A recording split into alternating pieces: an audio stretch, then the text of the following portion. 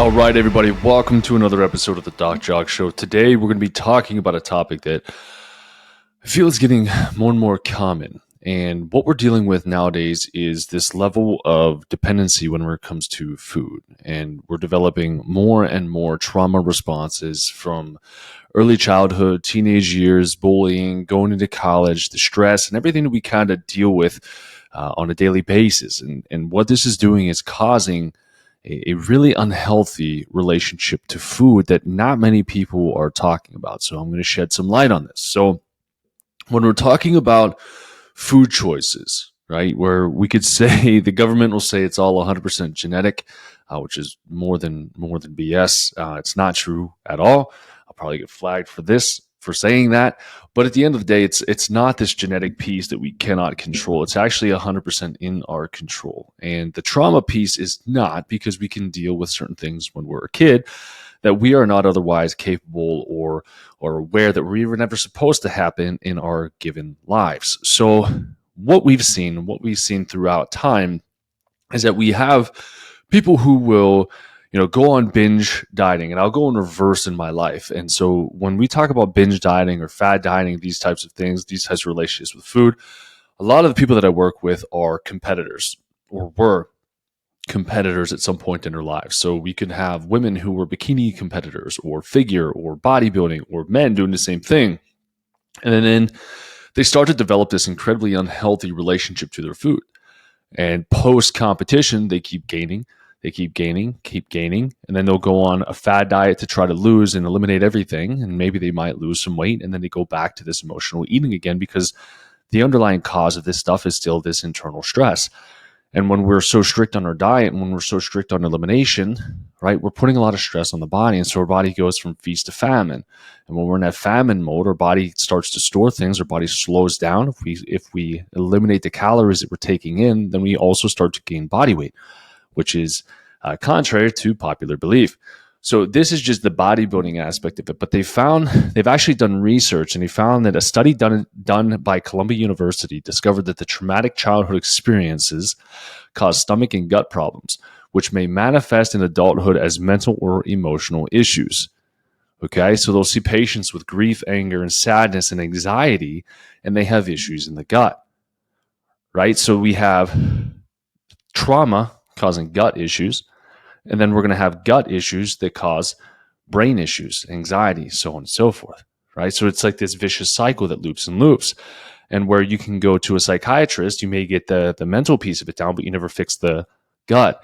When you go to a gut specialist, you may get the gut fixed, but you never fix the trauma response, right? So that's what's very unique when you work with me, is we talk about these types of things. We talk about different traumas. And a lot of times as we're healing certain things, the traumas just start to come up. Right, a lot of these traumas are buried. They're subconscious. We don't think about them. It's out of sight, out of mind. It was so traumatic to the body that the body suppressed it and repressed it so far deep down inside the body that it doesn't stir unless we otherwise stir it. Okay? So food can absolutely be linked to the trauma response, right? Let's just think of a micro trauma, right? And this is something that I feel like everybody can relate to. When you're sick, when you're a kid, we can all probably recall what our parents did for us. Okay, or what our moms did for us, right? For mine, it's chicken noodle soup. Get some Camel's chicken noodle soup, which was like these disgusting little noodles that if you look at them now, you're like, how the hell did I eat that stuff? With a super salty broth, and it was delicious at the time. And you would just kind of sip on that, and you would just lounge around. You'd rest. I'd sleep all day. I'd be in bed.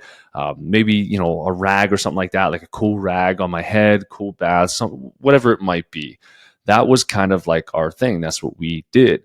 We rarely ever took any medications. And if we did, it was just, the standard stuff. I guess it would have been over the counter, right? And so we start to develop that at any time we have, like our kids, for example, we've got two of them. If they get sick, innately, my body goes, oh, I remember experiencing this when I was a kid. This is what my mom did. Let's get chicken noodle soup. Let's go do this. Let's do that. Now, we don't use Campbell's and stuff, and I love you, Mom, but we've upgraded since.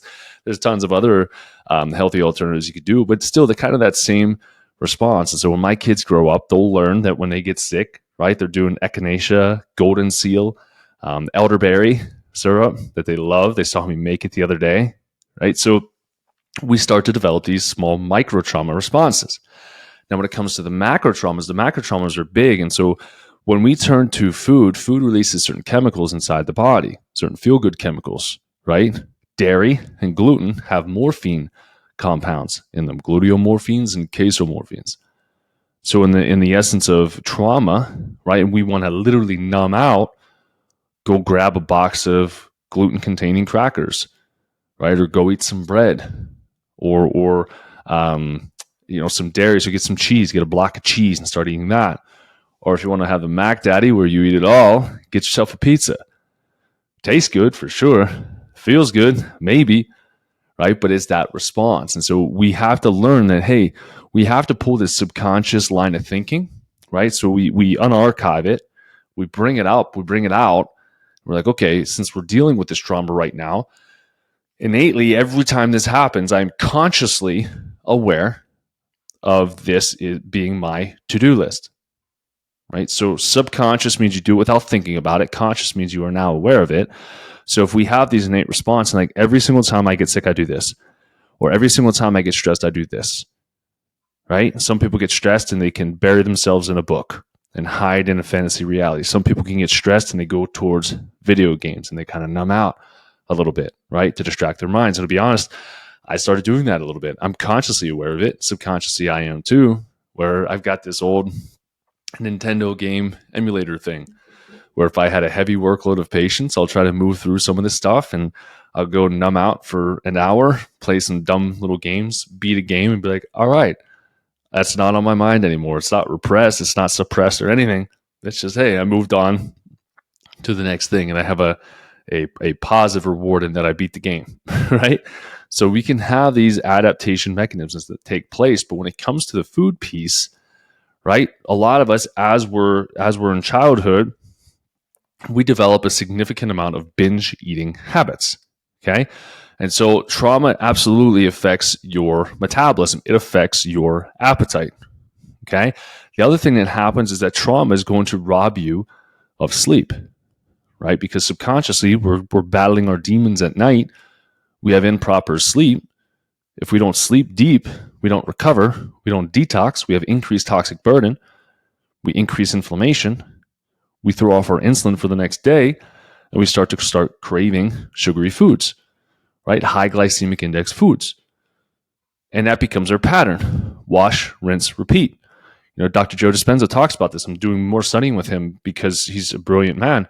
But we typically do the same exact thing like robots every single day. We wake up the same. We eat the same. We speak the same. We go the same. We do the same things. We come home. Everything is the same. Wash, rinse, repeat. Okay? And so it becomes a subconscious process. So we don't even feel like we're in charge anymore. But we have to bring awareness to it. Okay? So when we have these types of things occurring and we're not sleeping properly, and say every day at 2 p.m., you get that afternoon slump. And so you've conditioned your body for the last 3 weeks or so, we'll say 3 weeks, 4 weeks since Christmas time, you've been doing your, your Starbucks holiday latte, whatever it might be. You're like, never in a year do I ever have that stuff, but every time around Christmas time, I have that, right? And that becomes a normal part of your habitual routine, right? And what is that going to do? So your gut's going to be affected, right? Your appetite's going to be affected, but your gut's going to be affected and infected from the increase in sugar that you are consuming. Okay, so we can start by developing childhood trauma. Childhood trauma leads to poor food habits, right? Poor food habits is then going to lead us poor food habits is going to lead us to poor sleep, poor gut health. Poor gut health is going to lead us to more poor health habits, which is going to increase our stress, which is going to increase toxic burden, and we're just going to kind of keep going back and forth, again, like a dog chasing its tail, right? And so it's really difficult to get off of this roller coaster. And for those of you who are listening, you're like, oh my gosh, it sounds like me. The number one thing that we need from you is social awareness, just awareness. Okay, social awareness of like, hey, when I get stressed out, do I call my same girlfriend or guy friend, right? And if I do, and our coping mechanism is to go and get hammered and eat shitty food, is that a good healing emotional response? No, right? So we are now consciously aware of something that otherwise happens subconsciously, right? but that's how we quote unquote cope. Nurses do this all the time as well. Doctors do this all the time too. Lawyers do this all the time too. They turn to alcohol, right? They create trauma response behaviors, but it becomes so subconscious that they don't even think about it. And those subconscious sabotages that you're doing to yourself accumulate over time and leave us in a worse state of health than we had before. And then it leads us into like, what do we do? Again, we can go to a therapist and get therapy done, and that's great. But if we have the gut that's all messed up as well, then we're only addressing one side of the coin. We need to address both to be successful and get you healthy, okay?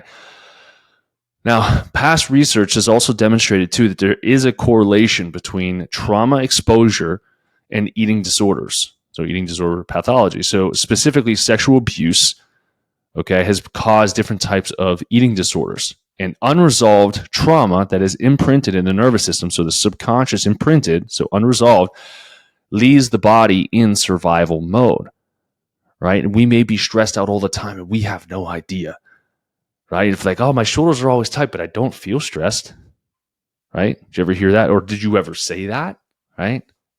My shoulders are always tight. I feel like I need a massage all the time, or I feel like I need to get adjusted every single day. I'm just so tight all the time. Might have some unresolved trauma. Maybe do some work there, right? Because when our body's in that survival mode, we're in fight or flight or feast and famine, right? And we're going to go into famine. We're going to go into fight or flight. Our digestive organs aren't going to function at 100%, and we're going to sit in that state of dysfunction. And we're going to feed that state of dysfunction. Okay, so then what we need to do when we become consciously aware, we need to find ways to feel secure. We need to find ways to feel safe. Okay, safe with your food, safe with your spouse or girlfriend or kids or whatever it might be. Bring safety and bring love back to food. Because at the end of the day, food is just calories, it's nourishment to the body. We shouldn't fear it. Right? We want to put good quality stuff in our bodies, but we shouldn't fear it as though it's going to kill us in an instant. That's not how we are designed to be, intuitively speaking at all. Okay?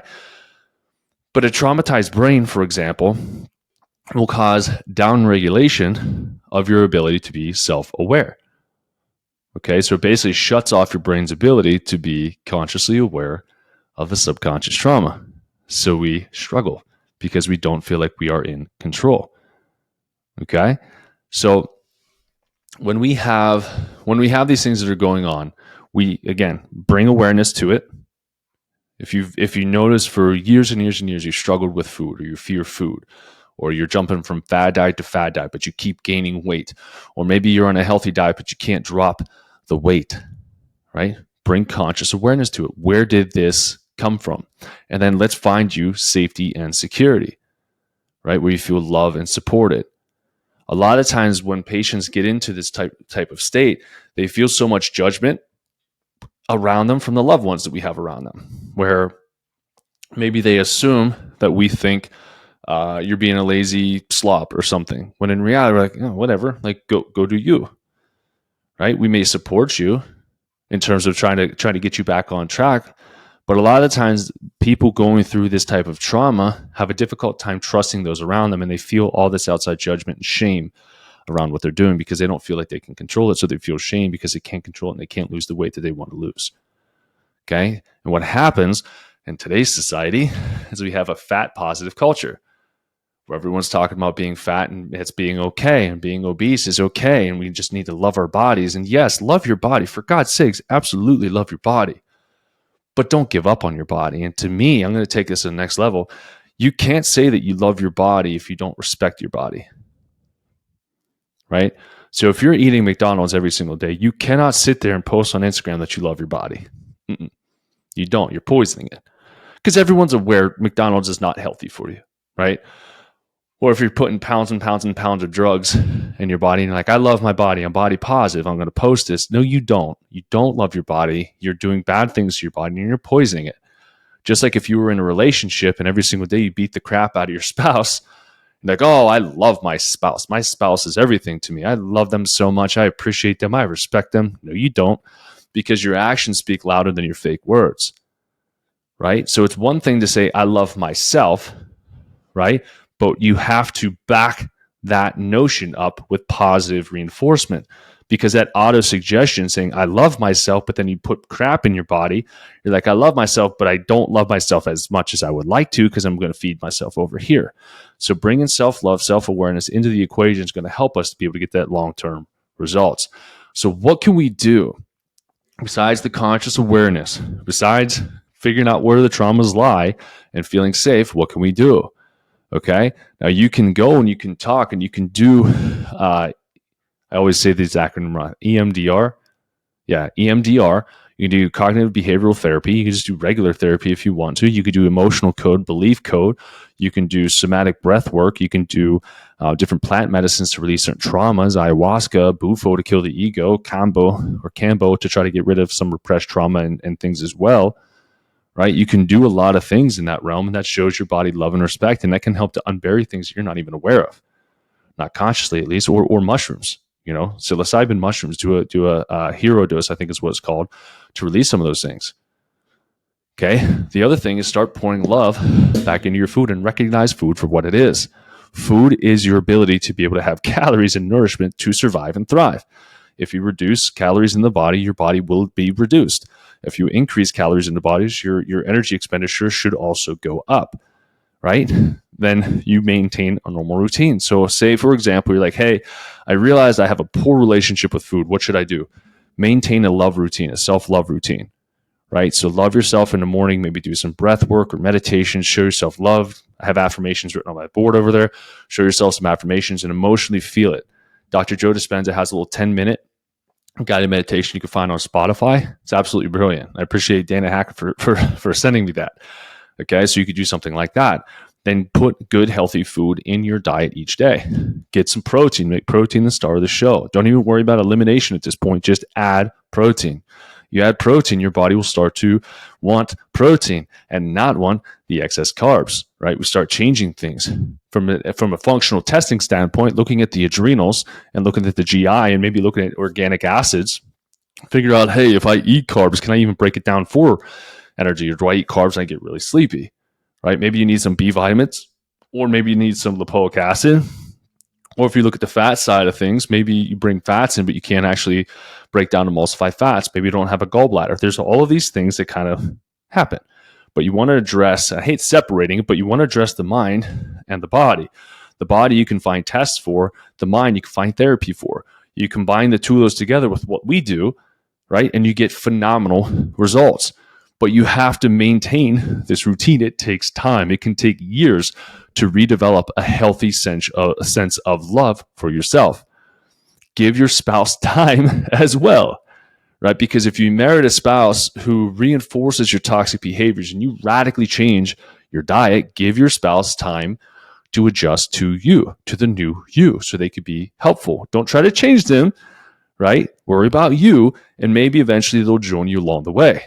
The other thing you can do is start eating the rainbow. So tasting the rainbow, not Skittles, but taste the rainbow. Get some colorful stuff on your plates there.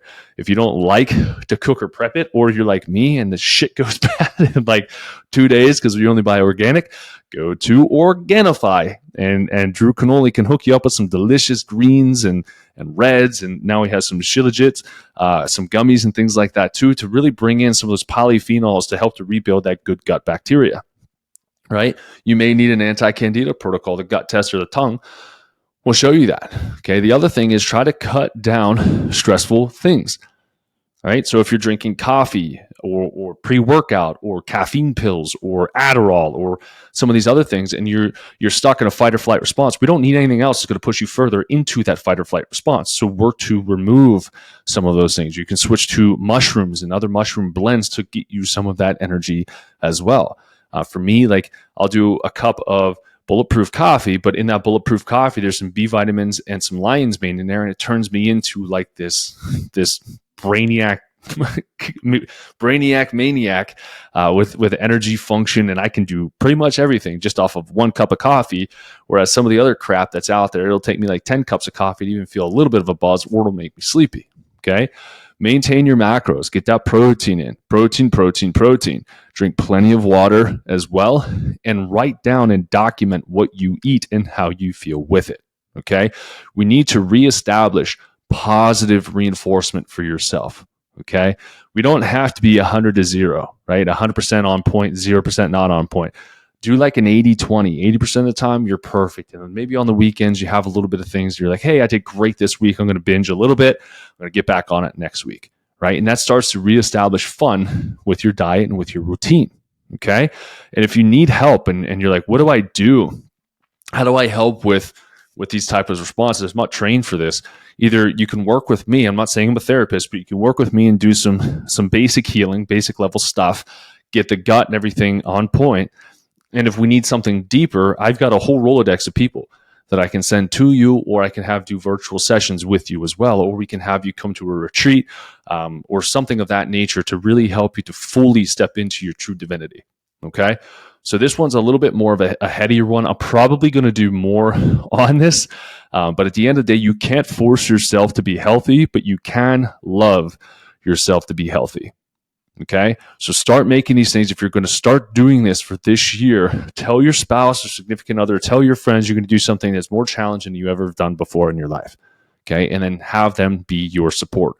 Don't let them enable you. Step into your divinity, step into your worth, start listening to some positive things. Again, Joe Dispenza, get after his meditations and things, start redeveloping that self-worth and emotionally feel it and step into that so you can reach that abundant potential you were created to have. Tune in next time.